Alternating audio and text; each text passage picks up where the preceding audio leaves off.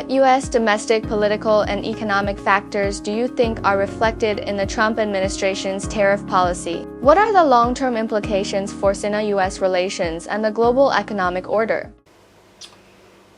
Well, without question, the biggest foreign policy initiative under President Trump in his second term has been the imposition of tariffs across the world. You rightly said it wasn't just your country, although your country had the worst, but it was against every country in the world, including many close allies of the United States. And President Trump, for many decades, has been an admirer of tariffs. He has a theory that trade makes the United States worse off, and that we have been losing by having lower trade barriers with respect to the entire world, but especially with China. I want to say I personally disagree with that. I think the United States has benefited greatly from an open trading system that we created ourselves, by the way, after World War II. We were the anchor of that system, and we created the multilateral organizations to support it. Groups like the World Bank, the IMF, GATT, and later the World Trade Organization. And I think that reforming those institutions would be better off for my country, and I think for the world, than simply abandoning them and going back to having tariffs against everyone.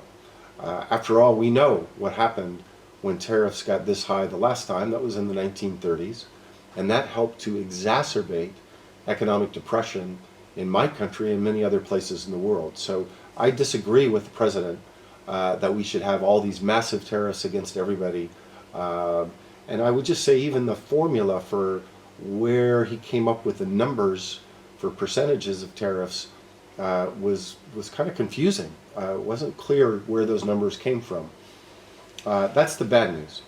The good news is that markets in my country reacted. The bond market in my country reacted. And when they did, we had lowering of prices in the stock market and a lot of volatility in the bond market. So that was the reaction to these Trump tariffs. And that compelled the president to now withdraw, or at least suspend tariffs with lots of countries, and most importantly, the deal that was negotiated between our governments in Geneva between the United States and China. Now, that only lasts for 90 days. They have work to do to consolidate that. And in my view, the tariffs are still too high. Even under the reduced tariffs, I think they're too high. What I don't know is the part of your other question about the political forces behind these tariffs. I think Trump believes that he won the election, and he won resoundingly, and so he thinks he has a mandate from the American people for his policies. What I think he may be wrong about is that the American people didn't vote for President Trump to impose massive tariffs. They voted for President Trump to reduce inflation in the United States.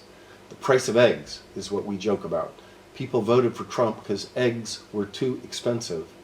And these series of tariffs that he's put around the world, but especially on China, is going to lead to inflation, is going to lead to higher prices. Tariffs are taxes. That is just a fact of life. How high they are, we don't exactly know. How much the consumer pays for versus companies, we don't know. But it's going to be inflationary. And so what I think is not known yet is, will the domestic constituencies that voted for Trump still support his tariff policies? I think it's too early to know, but I see a backlash to the radical tariffs that he initially announced.